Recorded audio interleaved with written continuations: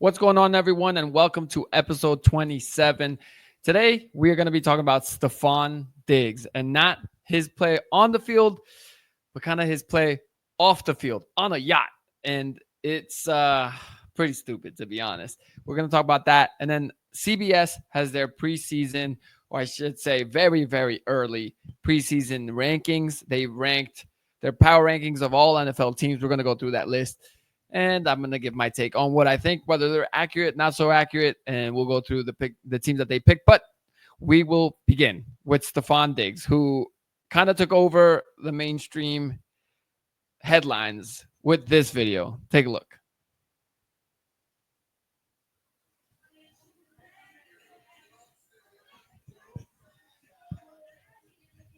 He said, "What's my name?"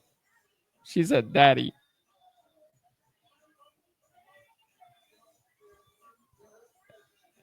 And those are not Pop Rocks. He negotiated a big contract, and right now he's negotiating some other business right here. He just said, "Don't take all of it." He said, "Don't take all of it." So he's negotiating off the field too. I guess he's dating Cardi B. I don't know if he's dating Cardi B. Maybe he's dating everybody. And I don't know what's going on, but this is not a good look for new Patriots wide receiver Stefon Diggs, who just signed a 3-year deal with them, 25 mil guaranteed. And if I'm the Patriots, I'm already considering cutting him. So I don't get it. He not only is he doing this stupid stuff off the field, this also happened during offseason OTAs for the Patriots. So terrible timing, terrible look. Not really sure what you're doing, Stefon Diggs. I mean, I don't get it. There's a reason that all the Vikings players a long time ago said that he would be the least likely that they would let their sister or their daughter. And I'm sure that's not just because he's a playboy off the field, probably because he's doing things like this and maybe he's worried about the wrong things. I don't know. He's coming back from a torn ACL. Hopefully he recovers well and he can produce on the field. But when you're coming off a free agency where you were hoping to get, I mean, he got a good contract, but he was hoping to get a better deal. He ultimately signed a 3-year, $64 million deal. I'm sure he was hoping for better money, but obviously with the injury, understandably so. He signs with the Patriots, a team that struggled last year, got a young quarterback in Drake May, first offseason. He skips OTAs, which are voluntary, but still he skips them to do this. Not a great look. And if I'm the Patriots, I would be so disappointed. We just invested a pretty hefty contract on you to be wide receiver 1 for us.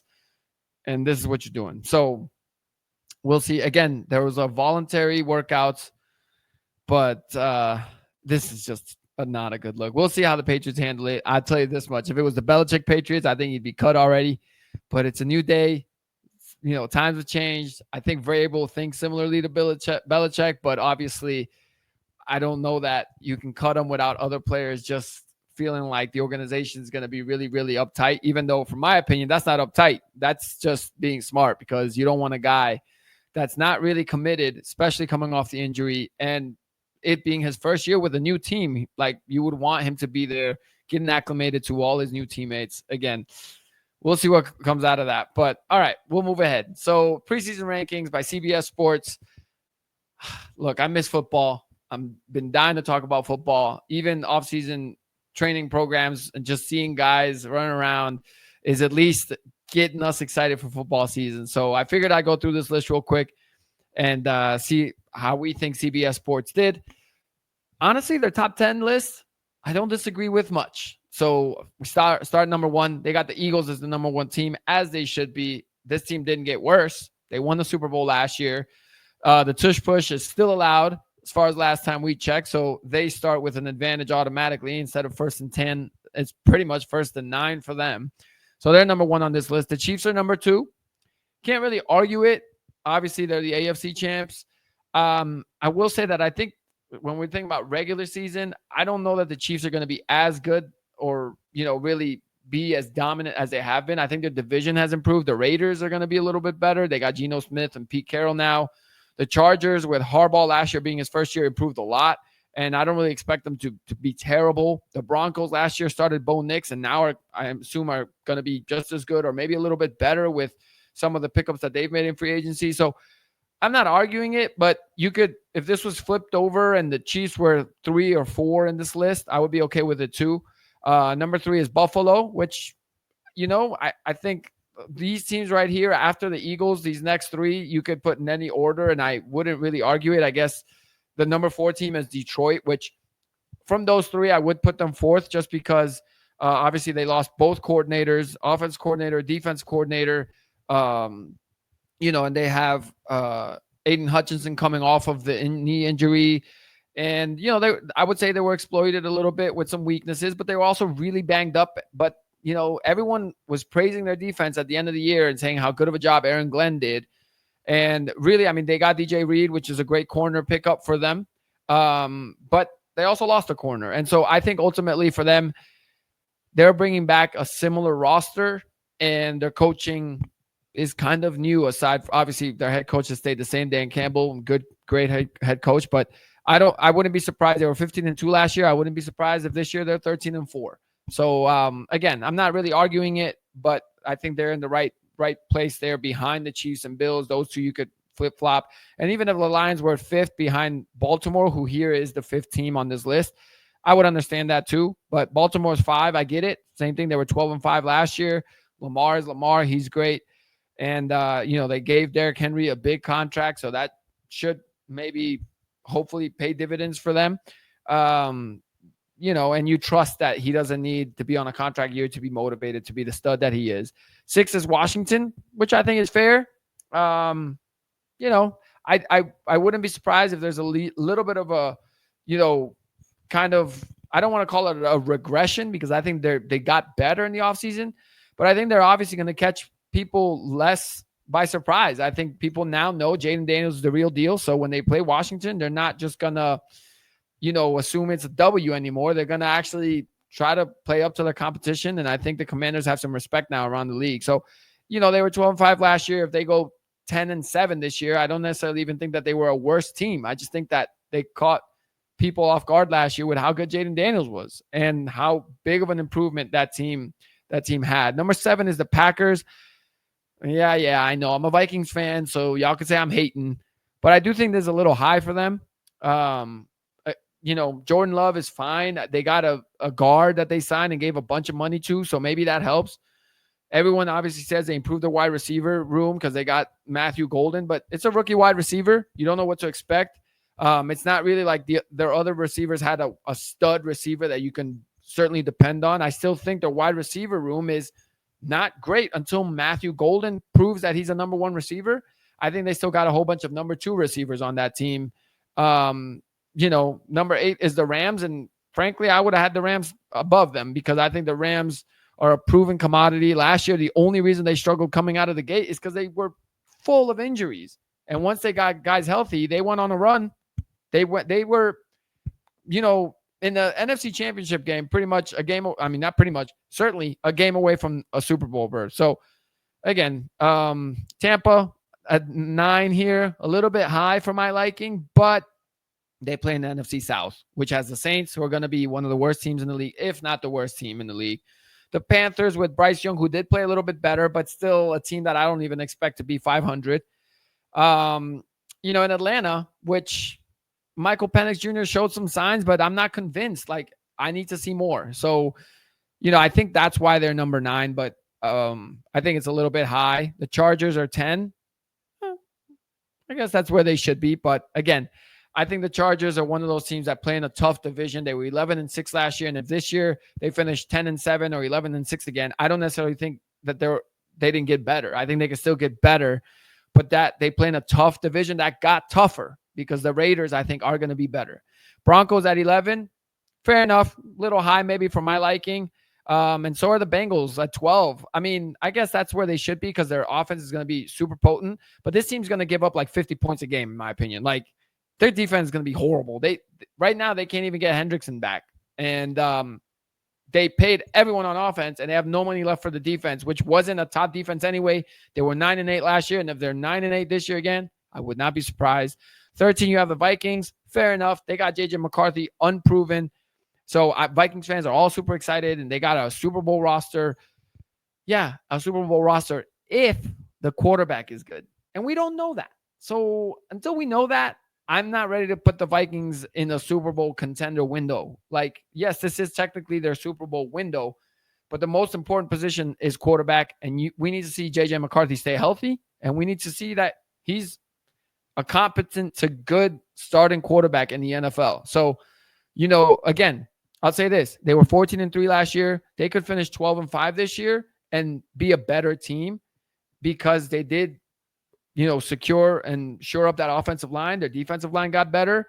I don't necessarily think this team got worse in any of the other positions aside from quarterback, which they might have not gotten worse, but we don't know, and that's a huge question. So in that 10 to 15 range for the Vikings is pretty fair. 13. The Niners are 14. I think that's kind of high for them also because I just think that last year they kind of started getting a little bit old. They paid Brock Purdy, so now they're going to have to, figure that out now that they got all this money going to the quarterback. And I think they're only ranked 14th because I do think that they'll make a push for the playoffs only because they got one of the easiest schedules in the NFL. So I don't think that's a fair place to put them in the rankings. I think that's where they could end up, and they could be a top 10 team record-wise at the end of the year. But I think this could be one of those teams that record-wise looks great, but is not actually as good. I think Brock Purdy's a fine quarterback. I don't think he's a top 5 quarterback, and you're essentially now paying him almost like one. So we'll see how that goes. The Texans are a sleeper team for me. I think they're a little bit low. I think they could be a little bit higher. I think last year they kind of had a down year, but their defense is really good. And I think they drafted 2 wide receivers. I think if their offense can just produce a little bit more, and they kind of revamp their offensive line, and we'll see how that works. Falcons at 16, Bears at 17. I think that's fair. 2 young quarterbacks. Penix looked fine, but he played very little last year. Caleb played conservatively. I didn't think he was bad last year, to be honest. If you look at the stats, I think he had 20 touchdowns and 7 picks, but he also didn't really take any chances throwing the ball. And if they're going to be any better than 5-12, he's going to have to take chances. He's going to have to put the ball in small windows, which he wasn't really willing to do last year. If he's willing to do that and he's good at it, this team could be a top 10 team by the end of the year. But if it's just dink and dunk again, and he's not throwing it into tight windows, and he has good numbers, but he's not taking that next step, I don't think they'd be 500. So we'll see how that goes. A lot of potential there, but again, it's potential. We don't know. Cowboys at 18, I think it's fair. Everyone's excited about George Pickens. I think that's going to be a disaster. He's on a contract year, and he already complains all the time. And I think he's just going to complain more now that CeeDee Lamb gets all the touches and he's on a contract year. So we'll see how that goes. Steelers at 19. It's fair right now, but I think they're going to get Aaron Rodgers to come out of semi-retirement or whatever he's doing. And once Aaron Rodgers goes there, I know people hate on him and think he's washed. I think a veteran Steelers team with Aaron Rodgers at quarterback is better than a veteran Steelers team with Justin Fields or Russell Wilson at quarterback. And they finished 10-7 last year. So 19 is a little bit low for what I think. I think they're going to be, in that 12 to 15 range once the season really gets going, and if Aaron Rodgers ends up being their quarterback. If not, then I think they're too high, because if it's Mason Rudolph, then they're going to be in the low 20s, in my opinion. I mean, Tomlin's a good coach, but I think Mason Rudolph's even worse than Justin Fields. Cardinals at 20, a little bit low for my liking. I think they're going to be better than last year. Last year they were 8-9. We'll see how that pans out. Jaguars are 21. Fair enough. Patriots at 22, I think is a little bit low, because I think Drake May is a stud. And I think that they'll be a lot better with Vrabel there. And I don't really know what will happen with Stefon Diggs, but if he can be healthy and produce on the field like we've seen him produce in the past, it'll only help Drake May. I think they'll be way better. They were 4-13 last year. I think they're about a 9-8 team this year. So I think they'll be higher than 22 as the season rolls around. Jets at 23, fair enough. Justin Fields is all right. So I think that's where they should be. Dolphins at 24. Yep, that's pretty fair for me. I think, everything's kind of, before it was new, when Tyreek got there, he would talk up Tua and it was all exciting. I think that's getting a little bored. And, ultimately, I think they're looking at like a 5-12 season coming up, something like that. Colts at 25. The quarterback situation is kind of iffy. Fair enough. Panthers at 26. I could see them improving a little bit, but I think best case scenario for them is they get into the teens, like 18 or 19 in the rankings. So that should be fair. The Seahawks at 27. we'll see. I mean, I thought last year they did pretty good, and it was Geno Smith, and now they got Sam Darnold. I think they're comparable quarterbacks. So 10-7 last year. I don't see why they couldn't be 9-8 again. They draft well. They had young talent last year, so little kind of low for my liking at 27. I think they're better than that. So we'll see how that pans out. The Raiders at 28 surprises me. They got Pete Carroll. They got Geno Smith. They drafted Ashton Jeanty. So excuse me. So yeah, I don't know how they're 28th, but it's a preseason ranking. We'll see once the season gets rolling. I think they'll be way better than that. They still have Max Crosby, and we'll see how that rolls around. Browns at 29.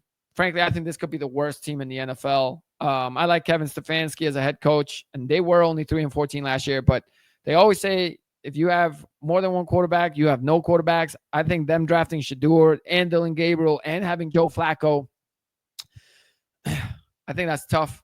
I think there's going to be a lot of pressure on whoever is the starter to look over their shoulder. And ultimately, I think they're, I mean, this is fair. 29 is fair. They're near the bottom. I think that's a good place to have them. The Giants at 30, I think they could be a little bit better than that. We'll see how that rolls around. But, I mean, they were 3-14 last year. I think their defense wasn't terrible. But best case scenario for them is mid-20s. The Saints at 31, probably where they should be. Probably they should be 32nd, which is where the Titans fall. And I think those last four, the Browns, the Giants, the Saints, and the Titans are all in the right little slot. I think that's the way the bottom will look. It just depends on what order. And we shall see. So that is CBS Sports and their preseason rankings. And we'll see how the season actually plays out. We'll talk way more football as the season starts nearing, which I cannot wait. So, yeah, NBA Finals coming up next. We'll talk a little bit about that. And, yeah, subscribe, like, comment. Let me know what you think. Talk to y'all next time.